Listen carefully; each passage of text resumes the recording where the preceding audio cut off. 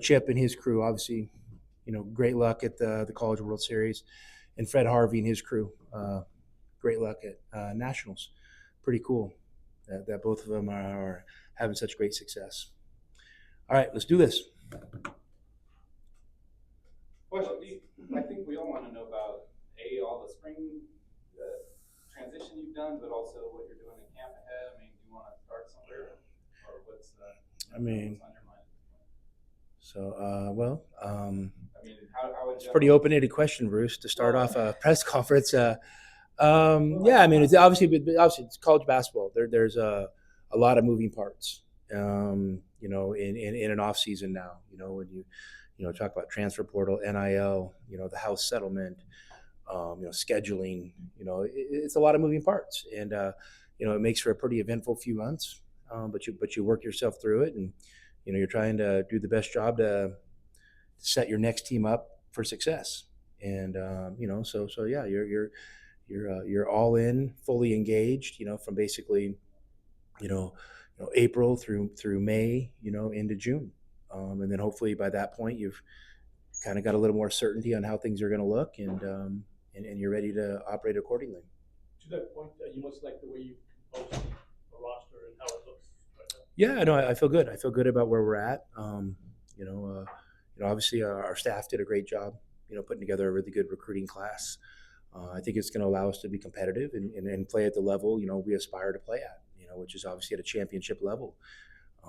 So I'm really comfortable with that. It's a great group of young men, but we're also going to miss some of the guys that left. We had a lot of guys that had a lot of blood, sweat, and tears into this program, and we really, really valued their contributions. But as in life, you have to move forward. So we're excited to move forward with this new crew. With as many freshmen as you're going to have on this team, are you anticipating that there will be growing pains at the outset? Well, I think as a coach, no matter what level of experience you have, you anticipate there's going to be growing pains. I mean, that's just part of the process. We'll see. We'll see. How seasoned and how ready some of those freshmen are. But we're also going to count on a really good core group of returners. We think we got a lot of guys that have a lot of good experience and are good players, and have great leadership qualities. So I think it's going to be a good mix of young guys and old. And I know there's so much focus now on transfer portal, NIL, but I think one of the ways we kind of looked at it and assessed it as a staff was, you can't predict the future, but the one thing we did kind of know going into the season was that this was going to be the fifth season post COVID. And so a lot of those kids that were granted that automatic waiver for the extra year of eligibility, that was going to dry up.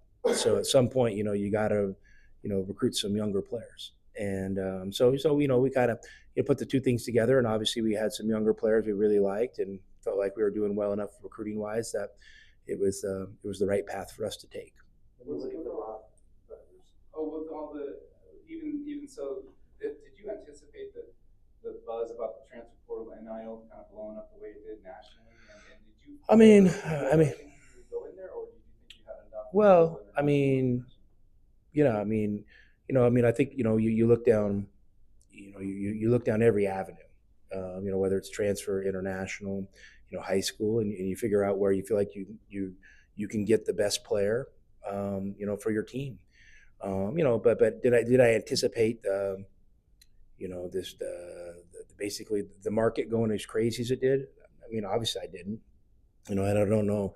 I think everybody thought that there might be a little bump, but to the level it did bump. I don't think anybody could have predicted that. And it's it kind of fortunately, I think we were able to, thankfully with the help of our athletic department, participate in a level that's going to allow us to be competitive. And that's what this program deserves. And now we got to be good stewards with it, and we got to do a good job, make disciplined decisions, and make sure we do a great job, developing a culture and coaching these guys on a day-to-day basis to obviously try to get the best performance we can out of what we were able to get through our recruiting efforts. You mentioned schedule, getting schedule finalized. Just the mentality, one of the hardest schedules. I think you guys say that every year. Okay. So yeah, I mean, obviously it's a great schedule. one of the other things I'm excited about is, we're able to, we haven't obviously announced the schedule yet because there's still some kinks to be worked out, but, we were able to add another home date, again, giving us 19 home dates, which is great. Anytime we can play in McHale, it's a good thing. And, obviously, we know our games are well attended. So it's a great, another opportunity for our athletic department to generate some revenue off another home game. So we're excited about that. As for our non-conference schedule, yeah, I mean, it's a great opportunity for our program. And, we played a tough one. I think we have almost every year. And, for our first few years here, we kind of hit it right and we won some of those games. Last year we didn't, but we still ended up okay. So I think testing your team is important. Obviously we want to win some of those games. I mean, and we feel like if you're able to win some of those games, um, things maybe feel a little bit different. And now you are staring at a high seed. And I think somebody showed me the stat. I think it was Nate, but basically in our 4 years here, our average seed's 2.25, which is, the only team higher is Houston. I think we were tied with Purdue, and, and obviously, that's important. The next thing is continuing to take steps in the game.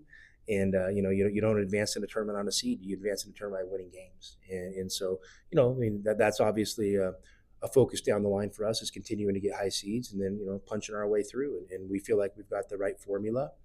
And, we're going to continue to push the envelope with our schedule and challenge our team. And hopefully it's a team that's, prepared to play good basketball in March. How is Mo doing physically?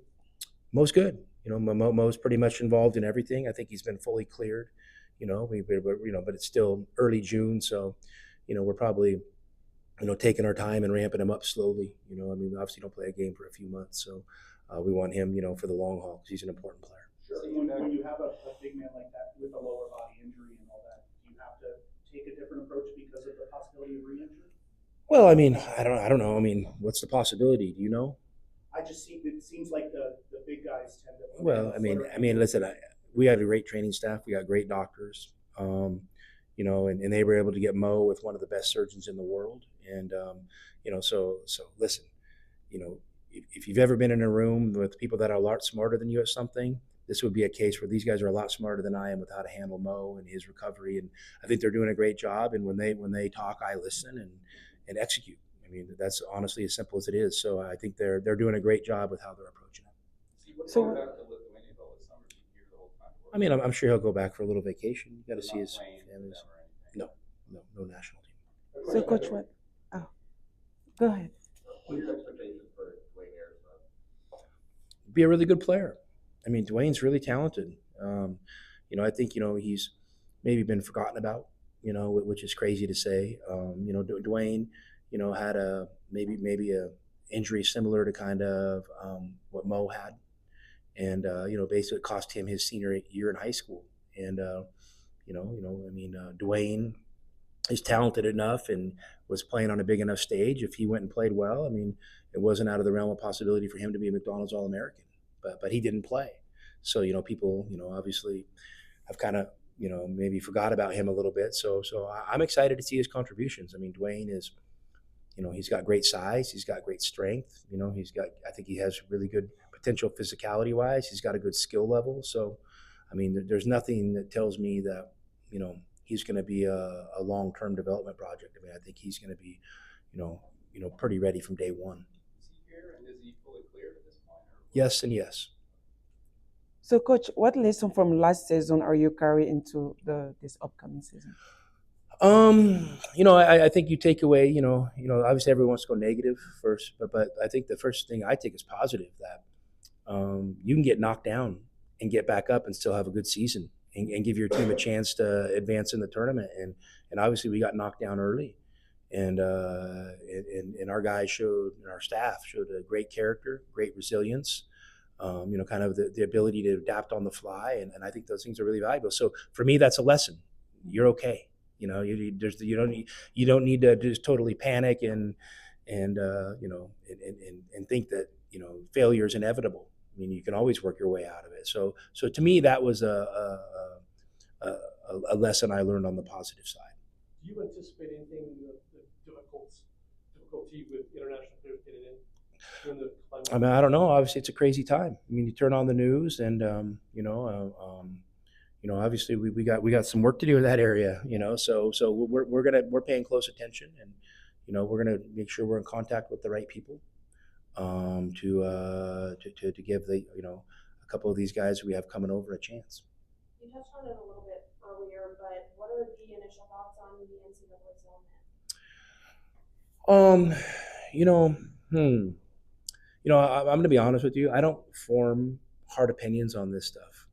I'm a coach, and not that I'm not smart enough to figure it out or think about it, but I'm somebody who you let me know what the rules are, and I'm going to figure out how to work with the rules and within the rules to make our program successful. So I just want to know what the parameters are. That's all I care about. I don't. I'm not going to sit there and say, well, I disagree with that, because what does that really do in that moment for me? Because no one cares if I disagree with something and I'm right. If our team's losing, no one cares. So like my team is judged on our performance, and so I got to focus on how to make our team perform better. We have a staff that's a lot smarter than me within this athletic department at figuring that stuff out, and I'm just going to follow their lead. So you would leave tomorrow, I guess, or later today for Colorado Springs? I'm not telling you my flight schedule. Well, just thoughts on this second go around with it, and having the opportunity to coach one of your future players here at Arizona Color. Yeah, well, first off, I'm excited. Obviously, it's a great honor. Anytime you're able to represent, your country or USA basketball in any capacity. So I'm excited. I feel a little bit more comfortable this go around. Haven't been through it one time, and we'll see if that helps. We have 30 really talented young men, reporting to camp this weekend, and the tryouts are gonna be tough. You got to go from 30 to 12, and I don't think anybody that's never been through it or witnessed it, really understands. I mean, you're dealing with, I think, USA Basketball told me an amazing stat that something like, of the guys that get cut, like 38% of them still get drafted in the NBA. And, you're looking at these, young men, older kids, whatever you want to call them, that have been the best of the best their whole life at what they do. And now they're put in a situation where they walk in a room and, over 50% of them are going to be told, here's a ticket to go home. So it makes for a really interesting atmosphere, but it's really cool because these kids are kind of able to put away, maybe, maybe some of the bravado, and they have to get out there and they compete. And USA Basketball is a great setting if you want to just watch really good young basketball players compete. And Koa, obviously he's a veteran of FIBA basketball and USA Basketball. But Koa, he's going to have to earn his way on the team like everyone else. And there's a lot of other good guys, that he's going to be competing against. So I'm looking forward to getting back there and getting settled in with our staff, and then the players show up and getting to work. And then once it starts, man, it hits hard. I mean, it's hard and fast for 2.5, 3 weeks. It's an everyday around the clock deal. It's no Sunday at Tucson Country Club. I mean, it's on. So I'm looking forward to getting started, and I think I've done a good job, building up my energy and my endurance for it, and yeah. So I'm excited to get going. Have you been to Switzerland before? I have. I haven't spent a lot of time there, but I've been in Switzerland. So I think my family's looking more forward to it than I am, because they're probably going to get a chance to do stuff. I probably am not going to get much of a chance to do stuff. It looks like the roster's a lot better than your U18 camp roster was last year. I mean, the bigger deal, obviously, the bigger stage, the World Cup. Was that expected? You'd be able to get I don't know if it's better. I mean, we had a good team last year. I mean, we had a really good team last year. So we'll see. I mean, that's what happens and what's happened this summer. It just kind of how it works is when last summer how the USA or how FIBA basketball works is you do like a qualifier. Tournament America is like U16, and the teams that qualify for U16 go to U17. Okay, and so how they work it, they do a U18 qualifier and a U17 World Championship.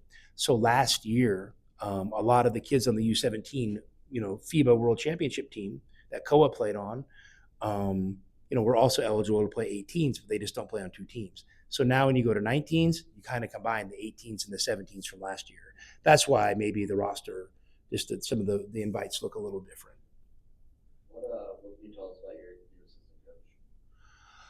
Brandon's a great guy. Obviously, we'll start with Coach Rob. I mean, Coach Rob, man, we had a great retirement party for him a few days ago, and he knocked it out of the park. Just in our kind of intimate setting, and just a great man, and he kind of keeps to himself. So I don't know how well some of you guys got to know him, but just we're so thankful that he was by my side to start out my head coaching career. And just with us the last 4 years, he's fun to be around every day, and he's got great perspective, and he's seen so many things. And I'll always be thankful because it would have been easy as a more experienced coach. He's more experienced than I am. He'd been a head coach. He's been on more Final Fours, more national championships. He really gave me space to be myself and kind of develop and what I needed to be as a head coach. And he didn't he didn't come in and try to really squelch anything. I mean, but he also he told me in certain moments that to think about certain things. So I really, really appreciated his wisdom. So he decides to retire, and Brandon is somebody we kind of had our eye on for a while. And Brandon is you guys are gonna love him. He's got the juice. He's got the energy. He has great energy. He's got great character. He wants to be part of a staff. So he's got a great team essence about him. And he's a good coach, and he's excited to become a better coach. So I've been really excited about the energy that he's going to bring. And this spring was kind of a little bit jagged with him moving and kind of getting his stuff over from Austin, and me kind of being in and out, and a vacation here and there, and this and that, and a family wedding, things like that. So we really haven't got to connect like on a day-to-day level on the court for an extended period of time. And I'm looking forward to that when I get back this summer, is being with him on the court every single day, and kind of learning for each other and getting him ready to roll, because I think he's going to be a significant contributor in a lot of facets. How important was it to get somebody with Texas ties that is familiar with the Big 12 landscape? Literally had nothing to do with me making my decision. And I feel like Arizona's a national, international brand, and there are a lot of good players in Texas. It's got a lot of people there and a lot of talented athletes. So for sure, you're going to go recruit Texas, but I don't think we're trying to hire a guy for Texas to own the state of Texas. There's a lot of other good schools in Texas. So you might be able to get a guy here and there out of Texas, but I don't know if you're going to go develop necessarily a pipeline. So I think Brandon's somebody who's really comfortable recruiting all over the place. And so I was just excited about that, but more just excited about him as a person. And he's got a beautiful young family, and he's fired up to be in Tucson. And sometimes when it's right. He and I had some initial conversations, and he was very consistent from day one that Arizona was the place he wanted to be.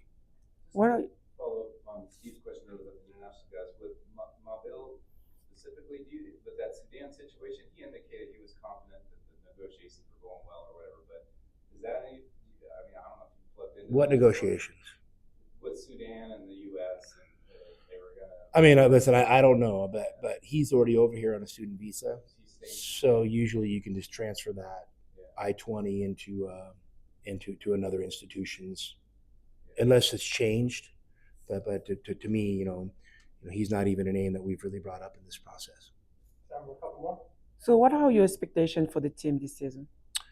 I mean, the expectations are to have a great summer, and really kind of dig deep into our culture and our team build, and build a really competitive team that can compete for a Big 12 championship. I think if you have that standard, and you can be knocking on a door of that, I think the other things, getting to the NCAA tournament, finding a way to a Final Four, winning a national championship, are all achievable. So we know we're in a great conference, which we really enjoyed playing in last year. And obviously it looks like it's going to be as tough, if not tougher, this year. So we want to be really competitive in the Big 12 is kind of our first focus. You said that you've been building up the endurance to coach for Team USA. What would you say the major differences are into coaching Team USA to a normal college basketball season? I don't know if there's much difference, because once you're behind the scenes, you're, hey, what do we got to get better at? And, where are our greatest advantages?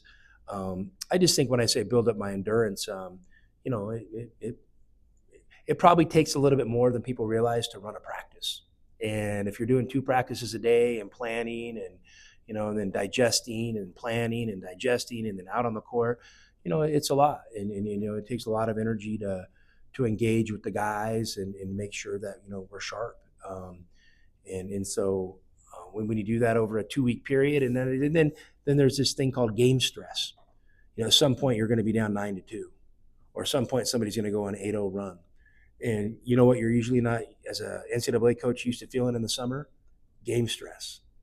So you just have to account for that. It does take something. And you come out of some of those games and and I know you guys might have looked at a few of the scores last year and said, oh, they're just rolling the ball and easy.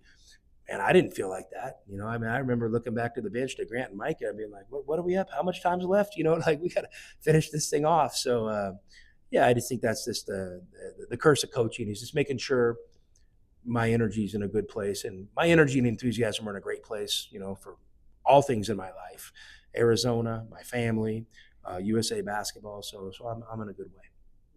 One question about the roster too. Cup is not playing this time, right? He was your top scorer last year. Yeah. Do you know why, or yeah?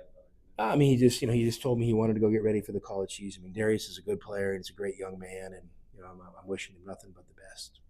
Speaking of the roster here in Arizona, do you anticipate adding anyone else, or is the 12 plus some walk-ons? Yeah, I don't even know what our number is. I mean, we're always looking.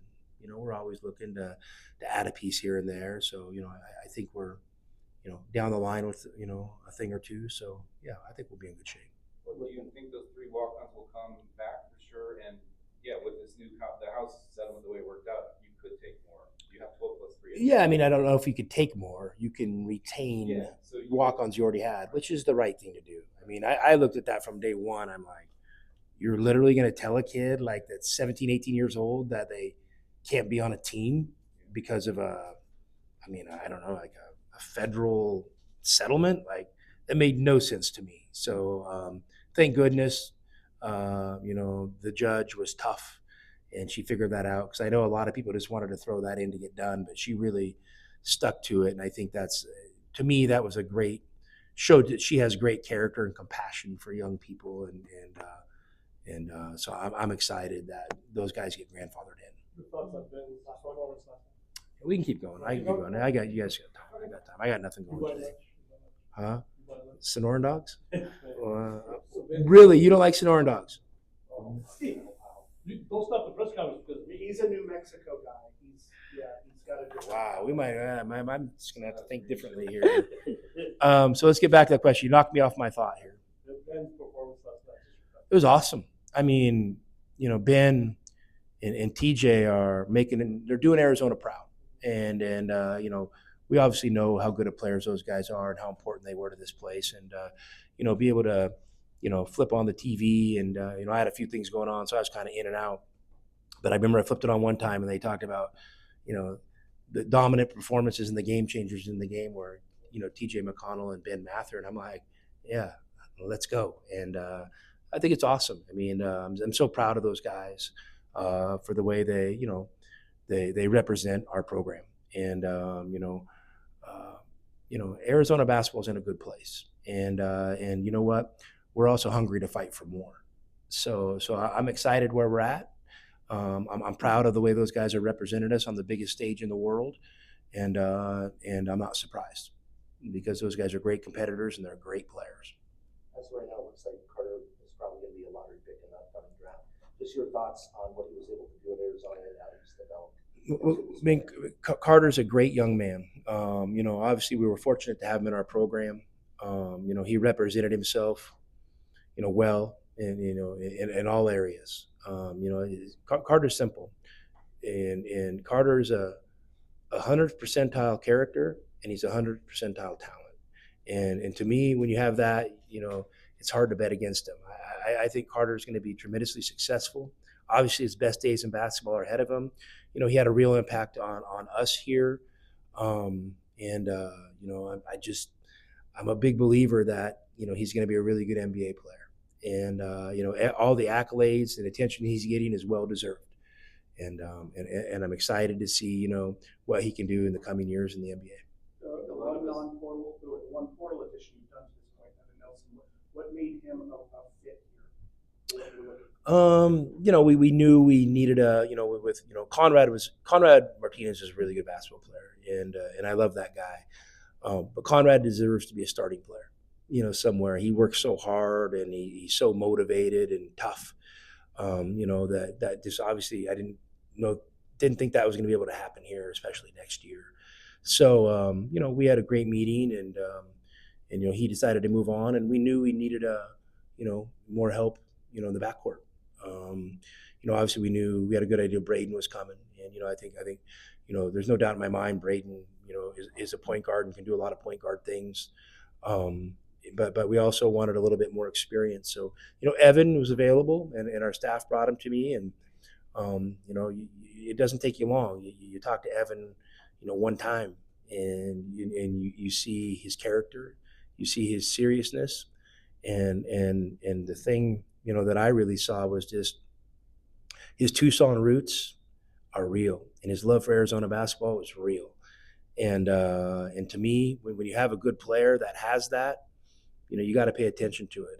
And so he's been great to have around. Been on the court with him the last few days and got to kind of see him work a little bit. And we're excited for what he can add to this team.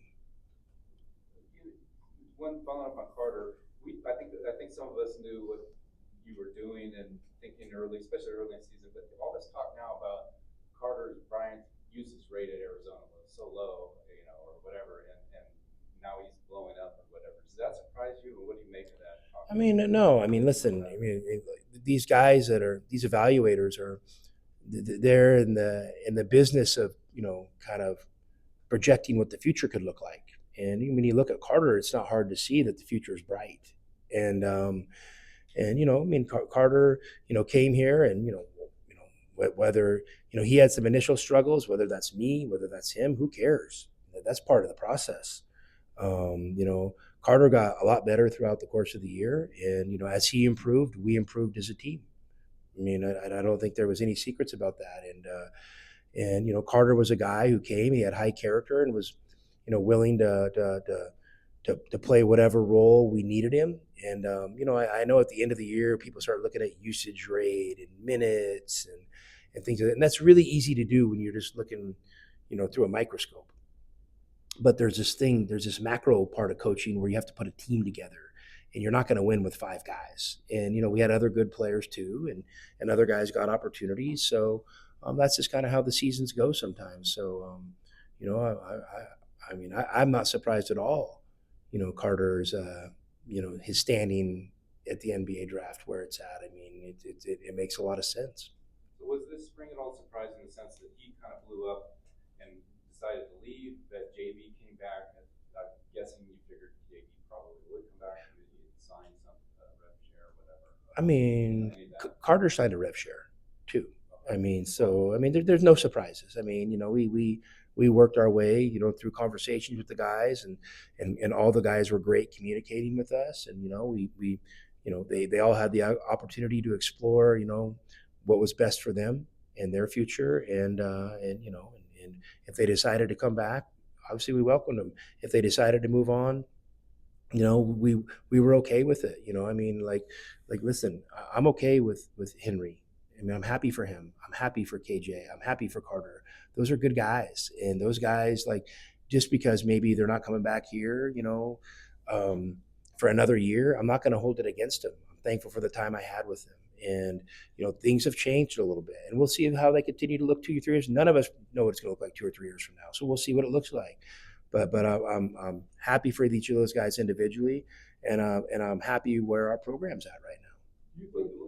Just following up that, sorry, Steve, was Tobe, Deli, Mo, those guys, it seemed like you were able to get them to commit pretty early in the process. I mean, was that part of your goal or whatever? Now that you have this, this rev sheet there where you can kind of lock guys down. Well, those were guys that they expressed a real strong desire to come back. So we just sat down with them and figured it out. And I think anytime, the formula, if you can get 3 or 4, good returning players that were part of your rotation back, I mean, I think it's a great foundation to build on. And I think we've kind of been able to do that, each of the past, 4 seasons. We've had enough retention and added pieces. And so we're doing that same formula now. I mean, I think that's, it doesn't mean just because you want to do that formula, it doesn't mean it's going to play out that way. But I think it's a formula that's been successful for us and we're comfortable with it. Your thoughts on Caleb's situation? Obviously, 2 great years here, nowhere near anybody's sights of NBA stuff. Just what do you Really? Who are you Not too talking many. to? Not too many. You and I must be talking to different people. You know more Caleb's going to people be in than the I do. NBA next year, 100%. Really? 100%. Caleb's going to be in the NBA. I have no doubt about it. And there's this part of the evaluation process where scouts are out doing their thing, and GMs are and stuff too, and check it. But it's very scout driven early, and I recruited and coached, and then left, and he continued to play at Gonzaga. A kid named Andrew Nimhard, and you couldn't have told me Andrew Nimhard wasn't going to be a good NBA player. I would have never. I would have argued with you all day long because I knew he was going to be a good NBA player. And eventually, when these decisions get worked up to, coaches and the top front office guys, they might think a little differently than the scouts. And I knew once a coach saw Andrew Nimhard, he was going to be like, what's wrong with this guy? This guy makes the right decision every time. He's tough. He's a great team guy. I mean, like, he's good size. Like, show me one thing that's wrong with him. And I think that turned out pretty well. I have Caleb in the same thing. I think, the right person is going to kind of get outside of maybe some of the things that you're reading, and they're going to make a well-informed basketball decision from a basketball expert. And they're going to be like, Caleb Love's really talented. I don't know how many guys can go out and score 35 points easy on Duke. I mean, he showed you something there. You know what? He might be a little inconsistent, something there, but I know there's not too many guys that can do that. And sometimes when you're evaluating and building a team, when a guy shows you his ceiling, you pay attention. Wow, he could score 35 on Duke in an NCAA tournament game. Let's dig deeper on this one, and dig deeper, and then figure out how can I get this guy to hit his ceiling more often, and how can I raise his floor. That's what those guys do. So I'm very confident in Caleb's opportunity that he's going to earn an opportunity to be on an NBA roster. Then from there, he's got to make the best of it. Is that more so than a year ago? Do you think he did anything specifically to show, especially with ball handling or defense, this past season? I mean, I don't know. I mean, that's he. I think he did get better. This year. Maybe the numbers don't always indicate it, but I just think there was I think he was a better player this year than he was the year before. So I got a lot of belief in Caleb. When you look at the Big 12 schedule going from 2018 this year, thoughts on that and playing Kansas twice this upcoming season? It was announced today. Oh, was it announced today? Yeah, Okay. Oh, it's great. I mean, like, listen, Kansas is a great team. I mean, come on, they ran the Big 12 for a lot of years, but I think we all know who's running the Big 12 now, and it's some school over there in East Texas. So I mean, we got our eyes on everybody, and obviously Arizona and Kansas playing is it's a great thing, and we got to play them twice last year within the span of 5 days or whatever, in March. So it was awesome. And it's great that they're coming here for our fans, but all in all, it's going to be a tough 18 game deal. I mean, I'm glad. I'm excited to see how the 18 games are going to work. I think it gives us a chance to have a bye, at some point in January, February, which I think is really important for your team. It gave us an opportunity to have 2 more games we could schedule. And so that's kind of where the door opened for us to add a 19th home game, and I mean, I don't buy tickets to the game, but I know maybe you guys probably don't either, but a lot of people do. So I think you can kind of do the math on, 14,500 times the average price. I mean, that's a great day for Arizona. What was the thought? I mean, Yormark said something before last season that he wanted to look at you guys in Kansas playing twice, like maybe because of fans and maybe ESPN or whatever. They're also making you play BYU twice, which I guess is sort of something the TVs would want. What do you agree with that? I mean, and then of course you have ASU as well as your other partner, but for doubles, but do you guys want to play those tough, the top teams play each other in those double plays? I mean, or is it more of a conference man, decision? I mean, listen, the conference made the decision. No one asked me my opinion, and so I'm supportive of it. I mean, obviously, we want to play great games, and I think one thing we ended up looking at last year is like, I mean, I don't have the number right in front of me. I think we played like 23 quad one games. So we want to play those games, and I think the year before we might have only played like 13 or something.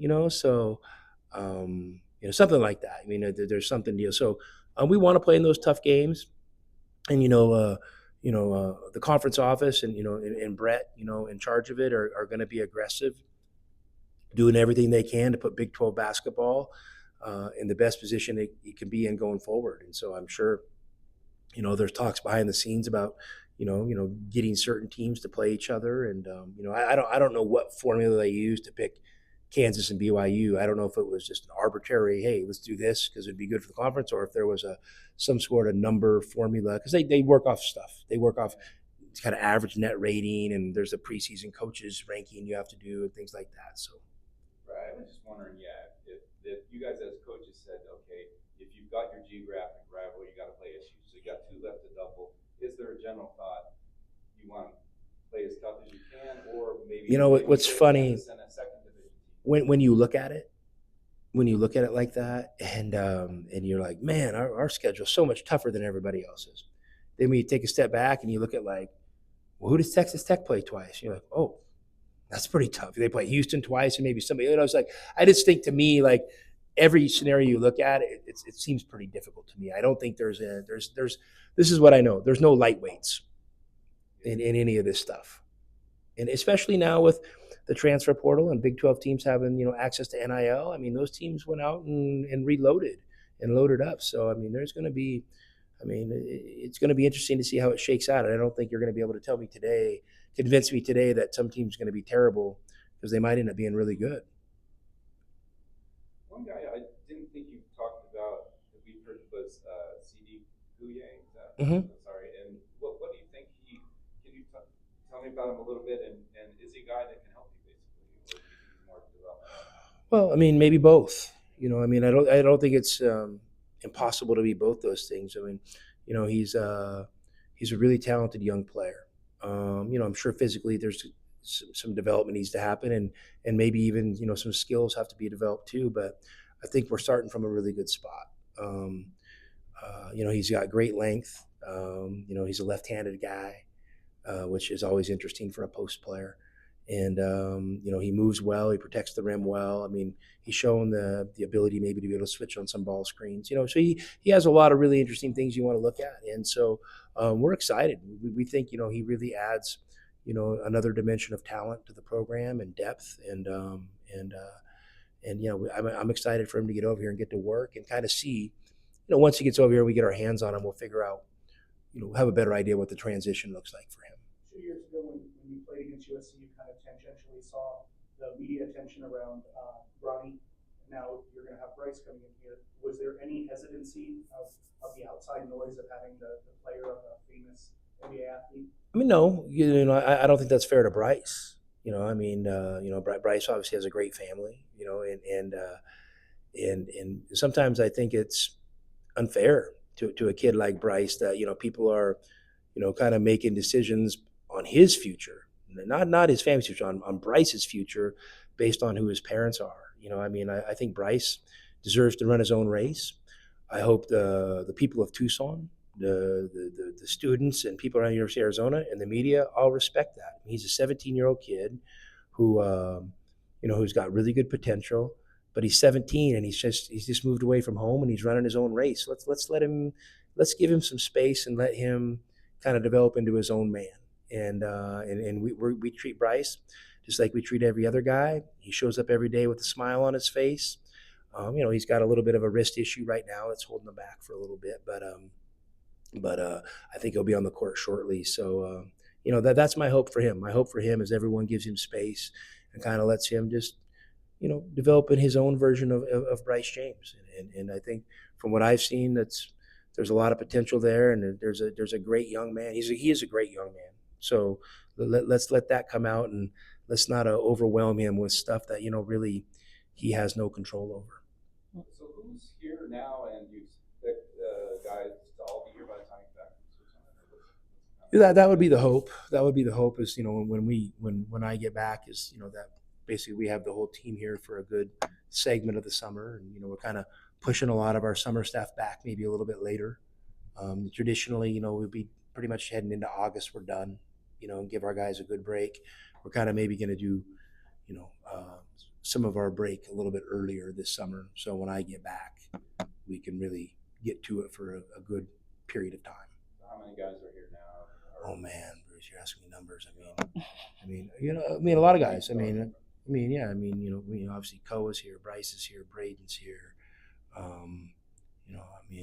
don't know, who am I missing, Chris? Yeah, Dwayne's here, Mo's here, Tobe's here, yeah, Evan's here, Addison's here. I think that's the 8 that are kind of here right now. Okay. All right, guys. Thank you. Yeah. Appreciate you guys.